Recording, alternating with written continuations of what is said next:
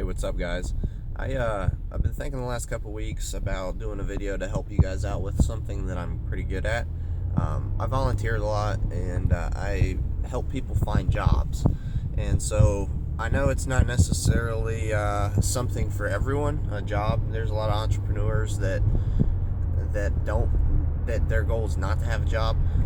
But even an early stage entrepreneur might need to get a good job to help finance their lifestyle while they work at night, and to keep things moving. So I'm going to talk to you guys a little bit today about how I find a job, and kind of some resume tips and best practices that I've developed myself, that I've come up with, and that have been really successful for me. I've never had any problems getting a job, and I have had multiple companies offer me more money just trying to get me to choose them. Once I even got an offer, a legitimate, pretty great offer for an accounting position, after I straight up told the guy I'm not an accountant and I don't know how to do accounting, but I'm willing to try. So this stuff works, and I'm confident that it could help you, get a job and get a good one. Because, if you've got to get a job, you might as well at least get a good one. So the first thing that people always talk about is you got to have the best resume, right? You need to redo your resume. Well, everyone and their brother has a different opinion on how to do a resume, and a lot of the advice out there isn't bad advice, it's just not good advice. So I think that I've figured out what is essential, and it's not specific format, it's the intent. So the entire purpose of a resume, the sole purpose, is to get you an interview. That's it. The purpose of a resume isn't to get you a job, and it's not to get you, to make you look good, and it's not to list out all your accomplishments, and it's the only purpose, the sole purpose, is to get them to say, let's bring that guy or girl in. Bring him in. We want to meet him face to face. We like what we've seen on paper. Let's get him in for an interview. That is the single purpose. So you might wonder why I'm stressing it so much, because a lot of people don't get it, and it's such a different concept from what you guys get taught a lot of the time, where you have to list out every bit of your job experience, and they'll ask you about gaps in your employment history, and they'll you're not in a position of power with any of that. The whole goal is for them to be like, oh dang, this guy is really good, let's get him in for an interview. And so the way to do that, right, isn't to follow a specific format and list all this crap out. It's to make your resume a sales letter that sells you to them. And what a lot of people end up doing, and what a lot of people do wrong, is they make a sales letter, but it's a generic sales letter, and they don't know who they're selling to. So in marketing, there's this concept called a paper doll, where basically you kind of create your ideal customer, your target customer, right? Because if you're going to market to a 15-year-old girl in California, that is a lot different than a 40-year-old man that lives in Texas. So same way with job applications and resumes. You've got to tailor your resume to the types of positions that you're looking for. Now, some people go to the extreme and say, well, you need to make a resume, tweak your resume every single time for every single company you apply for. No, that's a waste of time. You want your resume to have themes. Maybe you have 3 resumes. So say you're trying to get one of, say a couple different types of positions interest you. Maybe you are interested in a marketing analyst position, or you're interested in an underwriting position, or you're interested in, whatever else. So you want to have one resume that is good for any marketing analyst position. So the way to do that, and this is kind of my strategy, is first, before you even start writing anything, before people start getting on you about spelling and format, no, the first thing you do is you go find 10 different job postings online for a marketing analyst role. So go find 10, 12 of them, then print them all out, and then read every single one of them a couple times. So after you do your initial read through, you'll notice there are themes that they're looking for that go across all of them. And that's the theme set for the marketing analyst position. Kind of regardless of company, here is what makes a successful marketing analyst.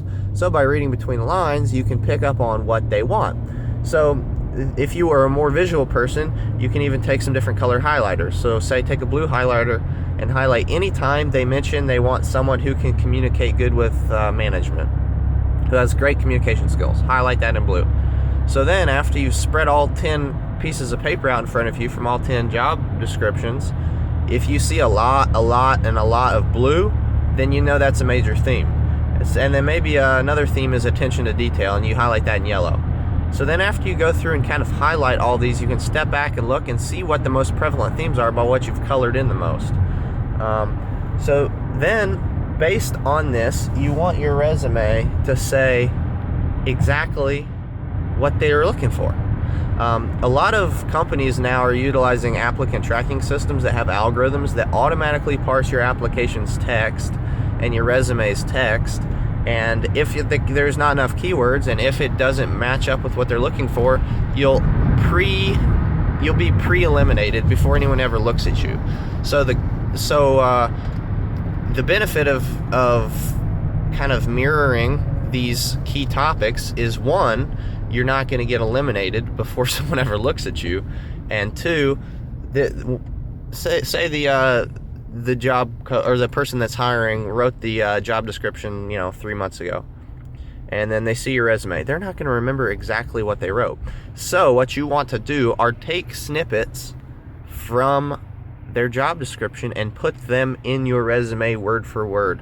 So if they're saying that they're looking for someone who has meticulous attention to detail, it cannot hurt you to say, I have meticulous attention to detail, and it's been portrayed in these ways.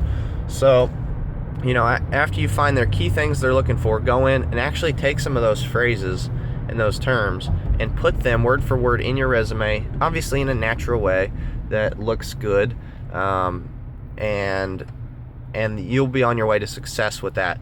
So the next thing is you want to offer specific examples and concrete details.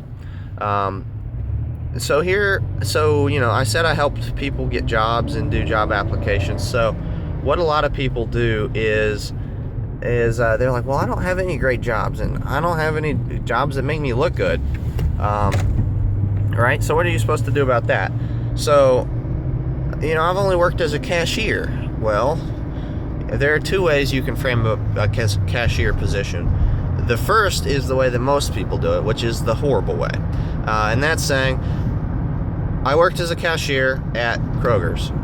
And then you have a bullet point list, and it says, bagged groceries, checked people out, closed the store, and stocked the shelves.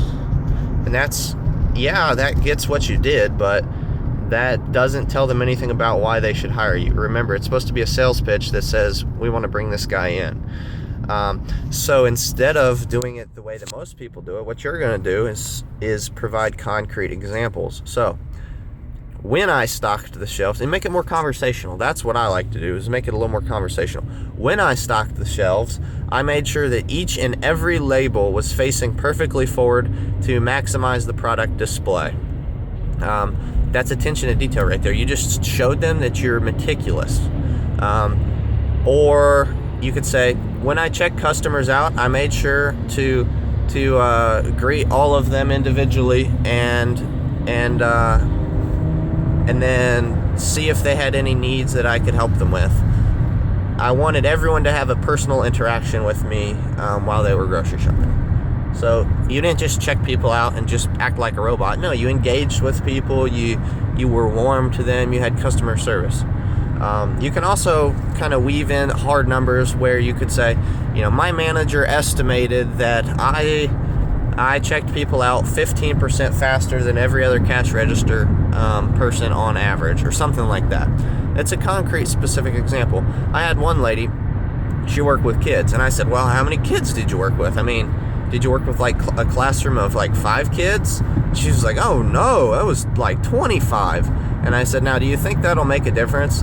If someone is looking for someone who can multitask, and you say that you work with a classroom versus you work with a classroom of 25 kids, which person has more attention to detail and skill? Obviously, working with 25 kids is a whole different ballgame. So you want to include those types of details. Also, don't get lost in acronym hell. This is what a lot of people do. Dude, the recruiters don't know what half of your acronyms are if you're coming from a different field. So what I see a lot of times is people will put, I got the IEP from the CSV, and they just start listing off all these acronyms. And it's like, dude, is the hiring manager going to have any way of knowing what all these acronyms are?